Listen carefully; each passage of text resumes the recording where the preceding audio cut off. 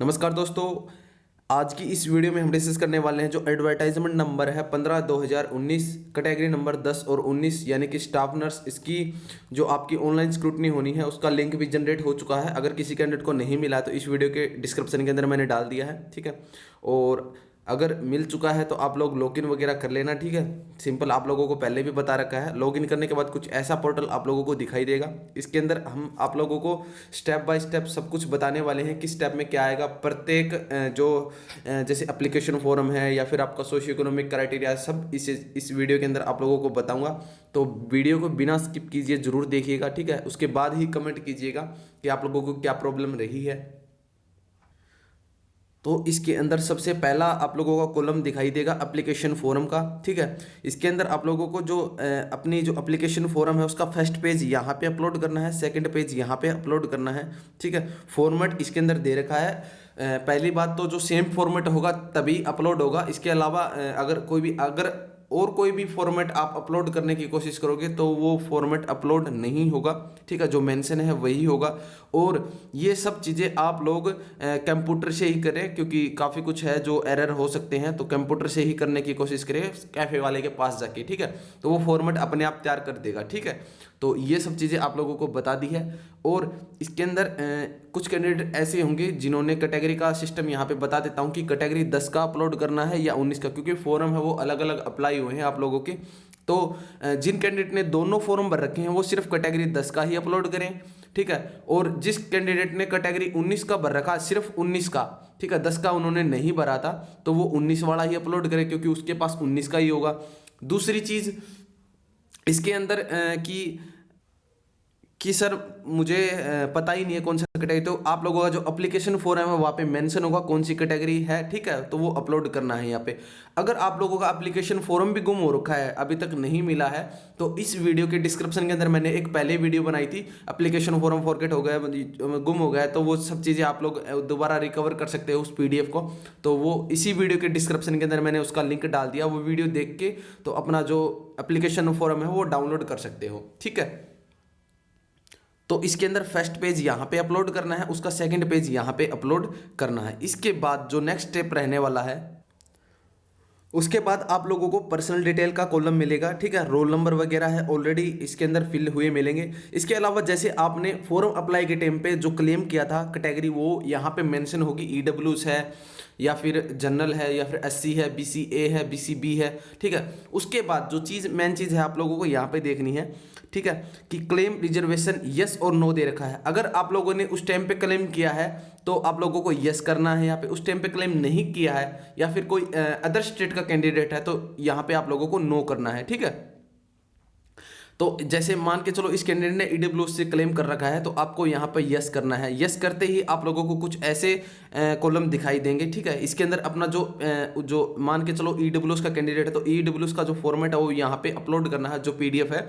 उसके बाद कब इश्यू हुआ था, तहसीलदार ने जैसे इश्यू किया था तो तहसीलदार नाम आ जाएगा। इसके बाद जो डॉक्यूमेंट सीरियल नंबर है, ठीक है, तो वो यहाँ पे आप लोगों को मेंशन करने हैं EWS का, ठीक है। अब बात करते हैं कि कौन सा वाला अप्लाई करना है, इसके अंदर मेंशन करना है। तो जो आपने फॉर्म अप्लाई किया था उस टाइम पे जो आपके पास था वही अप्लाई करना है इसके अंदर, ठीक है। चाहे भी कोई भी कैटेगरी हो, SC हो, BC हो, EWS हो, जो भी कोई कैटेगरी कैंडिडेट था, तो आपने जो फॉर्म अप्लाई किया था वही इसके अंदर फिल करना है। देन मैट्रिकुलेट और इक्विवेलेंट एसेंशियल, ठीक है। ये यहाँ पे आप लोगों को 10th की डिटेल है वो अप्लाई करनी है यस करके, ठीक है। जो जो आपके डॉक्यूमेंट है वो अपलोड करने हैं, कब इश्यू हुआ था उस मार्कशीट पे देख लेना आप लोग, ठीक है। जो भी है डॉक्यूमेंट सीरियल नंबर आप लोगों को, मैक्सिमम नंबर कितने आए हुए हैं आप लोगों के, परसेंटेज वगैरह है, ये डिटेल आप लोगों को फिल करनी है इसके अंदर। इसके अंदर यानी कि हिंदी और Sanskrit as one of the subject in matriculate और हायर, ठीक है। इसके अंदर ऐसे दे रखा कि आपके पास हिंदी और संस्कृत सब्जेक्ट होना चाहिए, कोई भी इनमें से एक सब्जेक्ट होना चाहिए 10th और 12th। तो यहाँ पे आप लोग जैसे 10th की तो वहाँ पे आपने कर दी थी, ठीक है। यहाँ पे आप 12th की अपनी मार्कशीट है वो अपलोड कर सकते हो, बट उसके अंदर हिंदी और संस्कृत होनी जरूरी है, तो वो चीज़ देख लेना आप लोग, ठीक है। अगर 12th में नहीं है तो किसी कैंडिडेट के पास हिंदी और संस्कृत, तो वो 10th की दोबारा यहाँ पे अपलोड कर सकता है।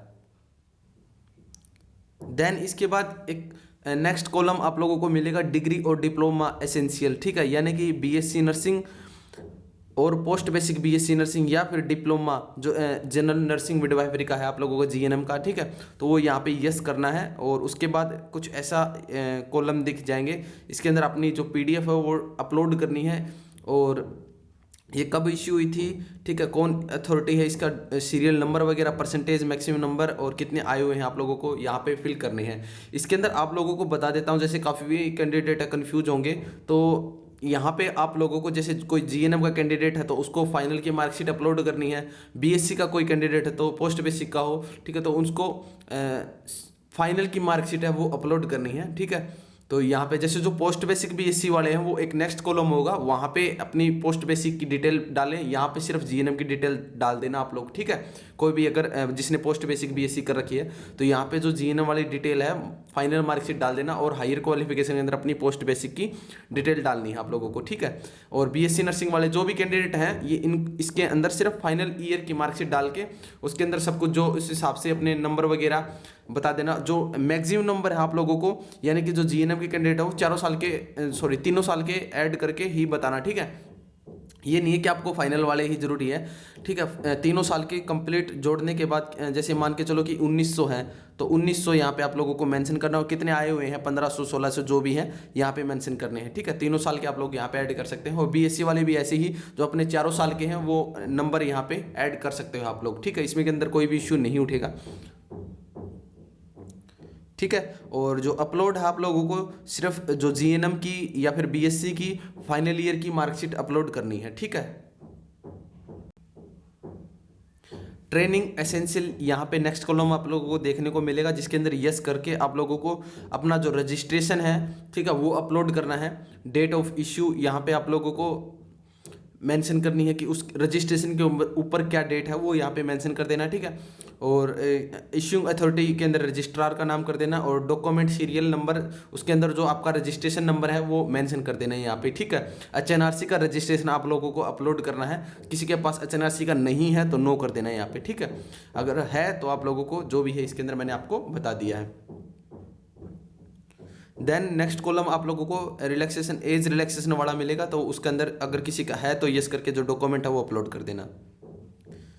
इसके बाद नेक्स्ट कॉलम आप लोगों को ये मिलेगा, एज बिटवीन 18 से 42 साल, ठीक है, और इस डेट के अकॉर्डिंग होनी चाहिए। और इसका एक आप लोगों को प्रमाण देना है, कोई भी आप लोग प्रमाण दे सकते हो, जैसे कि 10th की मार्कशीट आप लोग यहाँ पे अपलोड कर सकते हो, 10th के बिहाफ पे अपनी डिटेल है वो डाल सकते हो, या फिर आधार कार्ड भी डाल सकते हो, और या फिर आपकी अगर बर्थ सर्टिफिकेट है तो बर्थ सर्टिफिकेट यहाँ पे डाल सकते हो। तो इन तीनों में से कोई भी चीज़ है वो डाल सकते हो इसके अंदर, ठीक है। और जो जो डिटेल है आप लोग फिल कर सकते हो। उसके बाद यहाँ पे आप लोगों को domicile of Haryana next column मिल जाएगा, ठीक है। जो अगर हरियाणा के कैंडिडेट हैं और जिसके पास जो रेजिडेंस सर्टिफिकेट हरियाणा का डोमिसाइल है वो यस करके अपनी जो यहाँ पे फिल करना है, अथॉरिटी वगैरह, डेट, सीरियल नंबर वगैरह, ठीक है, ऐसी डिटेल फिल करनी है। अगर कोई हरियाणा का कैंडिडेट नहीं है तो नो पे क्लिक करना आप लोगों को, ठीक है। और जो सोशियो इकोनॉमिक के नंबर है यस करने पे ही मिलेंगे, नो करोगे तो नहीं मिलेंगे, यानी कि जो सिर्फ हरियाणा के कैंडिडेटों को ही मिलने वाले हैं। अगर कोई कैंडिडेट ईएसपी वगैरह है, ठीक है, तो वो फिल यहाँ पे अपनी यस या नो कर सकता है, ठीक है। अगर नहीं है तो नो कर देना यहाँ पे। उसके बाद हायर क्वालिफिकेशन इफ एनी, यानी कि अगर कोई कैंडिडेट जीएनएम कर रखा है और उसके बाद पोस्ट बेसिक बीएससी कर रखा तो यस करके वो अपनी डिटेल यहाँ पे डाल सकता है, या फिर पोस्ट बीएससी करके एमएससी जो कैंडिडेट कर रखा है वो भी यस करके अपनी डिटेल डाल सकता है, या फिर बीएससी करके एमएससी कर रखा है तो भी जो डिटेल है अपनी यहाँ पे डाल सकता है, जो भी, ठीक है। सिर्फ इन्हीं के है बस बेनिफिट इसका ये है, इसके कोई एक्स्ट्रा नंबर आप लोगों को नहीं मिलने वाले, सिर्फ ये बेनिफिट है, कल को आप लोगों को प्रमोशन वगैरह के अंदर हेल्प मिल सकती है, ठीक है। और इसके अंदर अगर कोई किसी कैंडिडेट ने हायर क्वालिफिकेशन नहीं कर रखी तो नो करना है आप लोगों को।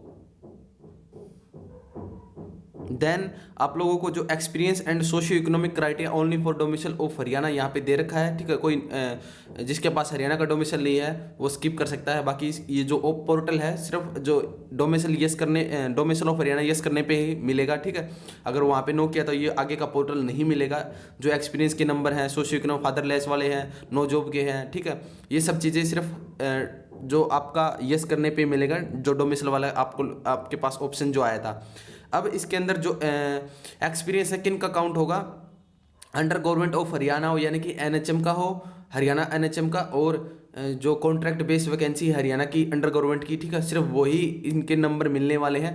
और पोस्ट कौन सी होनी, सिर्फ स्टाफ नर्स की पोस्ट को ही मिलने वाले हैं। इसके अलावा अगर आपने किसी और पोस्ट पे काम किया था वो नहीं, उस कंडीशन के अंदर आप लोगों को ये नंबर नहीं मिलेंगे, ठीक है। तो यहाँ पे अगर एक्सपीरियंस है आपका इन चीज़ों का तो आप यस कर सकते हो, अदरवाइज नो करके आगे जा सकते हो, ठीक है। अगर आप यहाँ पे यस करते हो तो कुछ ऐसा पोर्टल आप लोगों को देखने को मिलेगा। काफ़ी कैंडिडेट थे जो उनका डाउट यहाँ पे मैं क्लियर करना चाहूँगा। जैसे आप लोगों को स्टाफ नर्स की पोस्ट यहाँ पे मेंशन करनी है, अथॉरिटी कौन सी है, और सीरियल नंबर क्या है आप लोगों का, ठीक है।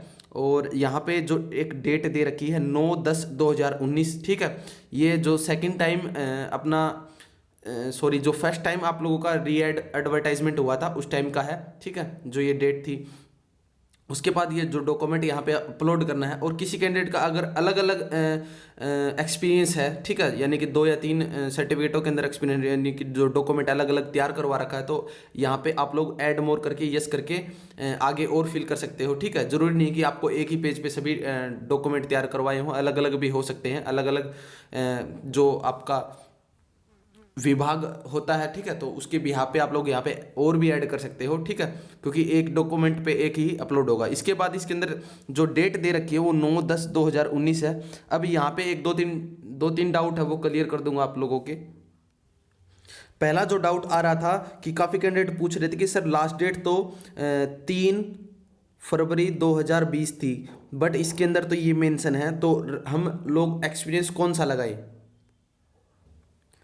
तो उन लोगों को बता देता हूं, आप लोगों को वही एक्सपीरियंस लगाना है जो फॉर्म अप्लाई के टाइम पे लगाया था, ठीक है। उसके अलावा आप और ऐड नहीं कर सकते। फॉर्म आप लोगों ने कब अप्लाई किया था, इस डेट से तो पहले ही किया होगा, ठीक है। जो आपने फॉर्म अप्लाई कर रखा था वही काउंट होगा, उसके बाद का काउंट नहीं होगा, ठीक है। अब कुछ कैंडिडेट ऐसे होंगे कि इस फॉर्म जो ये 3/2/2020 दे रखी है, ठीक है, 15 से 20 फॉर्म भरे गए थे इन 3 डेटों के अंदर। 3 डेट के लिए खुला था, 1, 2 और 3 तारीख को, ठीक है। तो 15 से 20 ही कैंडिडेट हैं जिनका फॉर्म अप्लाई हुआ था, तो वो जो आप लोगों का एक्सपीरियंस बनता है वो लगा देना, ठीक है। आगे जो ऑफलाइन डीवी होगी तो उस टाइम पे आप लोग बता देना। बट अभी के लिए उन कैंडिडेटों को बता देता हूँ जो पहले जिन्होंने फॉर्म अप्लाई कर रखा है, ठीक है, तो वो सिर्फ वही अप्लाई करें अपना एक्सपीरियंस जिस टाइम पे आपने फॉर्म अप्लाई के टाइम पे कर रखा था, वही आप लोगों का काउंट होगा। उसके अलावा एक्स्ट्रा अब अगर अब का लगाना चाहोगे तो आप लोगों का काउंट नहीं होगा। इसके अंदर क्लियर मेंशन है कि लास्ट डेट से पहले का होना चाहिए, और यहाँ पे क्लियर मेंशन है experience after last application date is not valid, ठीक है। देन नेक्स्ट आप लोगों के पास कॉलम मिलेगा जैसे कि एनी गवर्नमेंट एम्प्लॉय रिलेटिव है, तो आप यहाँ पे यस कर सकते हो, ठीक। अगर नहीं है तो नो कर देना, ठीक। अगर यस करते हो तो आप लोगों को यहाँ पे मेंशन करना कि कौन आप लोगों का जो गवर्नमेंट जॉब के अंदर लगा हुआ है। अब कुछ कैंडिडेट ऐसे होंगे कि हमने फैमिली आईडी जो राशन कार्ड वगैरह अलग बना लिए होंगे, ठीक है। राशन कार्ड तो फिर भी पहले के थे, फैमिली आईडी तो अब बनने स्टार्ट हुई है, फॉर्म अप्लाई के टाइम पे नहीं थी, तो उसके बिहाफ पे आप लोग वैसे भी नहीं बोल सकते। और इनमें से अगर कोई भी कंडीशन दे रखी है अच्छे से पढ़ लेना। अगर कोई भी जॉब में होता है, सिर्फ बेसिक राशन कार्ड अलग हो, सिर्फ फैमिली आईडी अलग हो, फिर भी मदर फादर ये सब चीज़ें हैं, अगर आप लोगों के गवर्नमेंट जॉब में हैं तो आप लोगों को वो 5 नंबर नहीं लेने हैं, ठीक है। कोई भी गलत आप लोगों को नंबर नहीं लेने हैं, एज इट इज जो है वो यहाँ पे आप लोगों को मेंशन करना है। अगर किसी कैंडिडेट ने पहले गलती से नो कर रखा है तो वो यहाँ पे यस कर सकता है, ठीक है।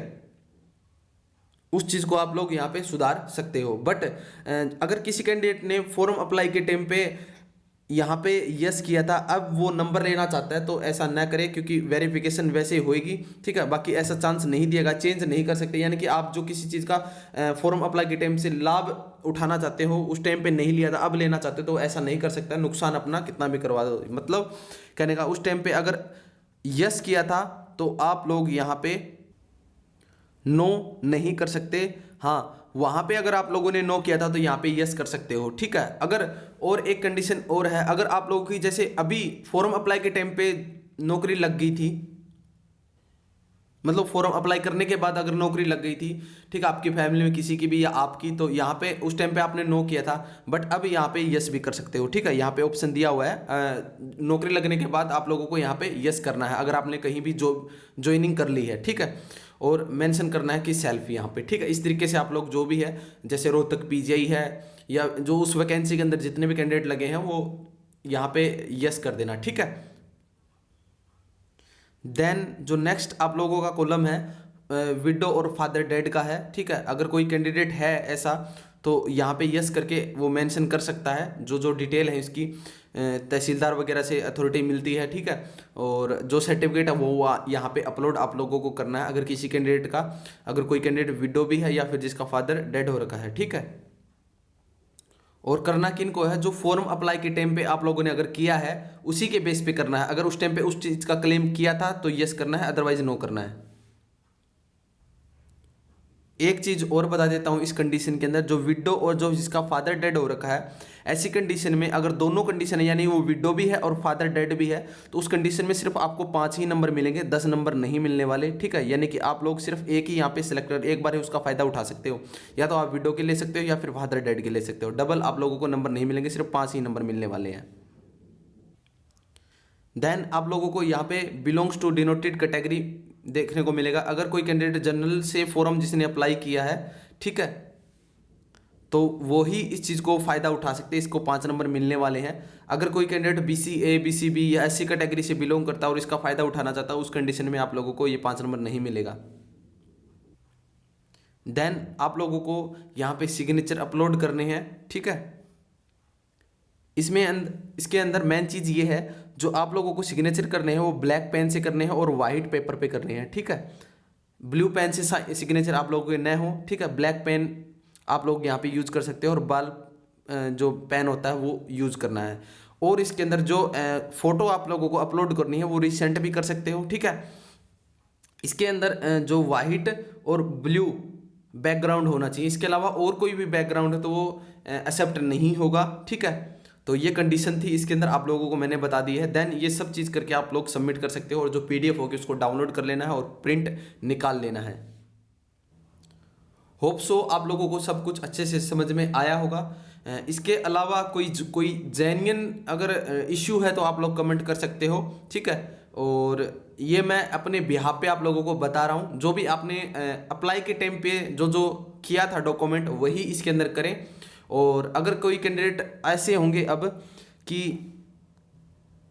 कि हमारा एड्रेस चेंज हो गया या फिर हम मैरिड उस टाइम जो फॉर्म अप्लाई किया था तब मैरिड नहीं थे, अब मैरिड हो गई हूँ, ठीक है, ऐसी कोई भी कंडीशन है तो वो अपना डॉक्यूमेंट रेडी रखें और वहाँ पे लेके चल जाए साथ में, ठीक है। बट इसके अंदर वही लगाने हैं जो आपने अप्लाई के टाइम पे लगाए थे, ठीक है। जो जो डॉक्यूमेंट आपने अप्लाई के टाइम पे लगाए थे वही इसके अंदर लगाने हैं, ठीक है। जो भी डॉक्यूमेंट हो, कोई भी डॉक्यूमेंट हो, चाहे आपने शादी की हो या ना की हो या फिर आपका डोमिसाइल चेंज हुआ हो या ना हुआ हो, कोई भी कंडीशन है सिर्फ वही इसके अंदर अप्लाई करें जो आपने फॉर्म अप्लाई के टाइम पे किया था, एक्सपीरियंस हो, ठीक है, जो भी है। बाकी अगर आप लोगों का जैसे डोमिसाइल चेंज हो गया हो, ठीक है, या फिर शादी वगैरह हो गई, जो ये सभी रिलेवेंट डॉक्यूमेंट है ये आप वहाँ पे ले जा सकते हो, साथ में ले जाना एक्स्ट्रा से। जिसका डोमिसाइल 10 साल से पुराना हो गया या कैटेगरी सर्टिफिकेट 6 साल से पुरानी हो, ठीक है, या फिर EWS वाले के भी हमारा नया वाला EWS लेके जाना है कि नहीं जाना, तो वो सभी डॉक्यूमेंट अपने बनवा के नया ले जाओ, कोई दिक्कत नहीं है उस चीज़ में। साथ में अगर जो एक्सेप्ट होगा वो एक्सेप्ट कर लेंगे, जो उनको रखना होगा वो रख लेंगे, ठीक है। फोटोकॉपी सेट होना चाहिए साथ में और ओरिजिनल आपके पास होना चाहिए, ठीक है। ऐसी डिटेल थी जो आप लोगों को देनी थी और आज के लिए इतना ही, धन्यवाद।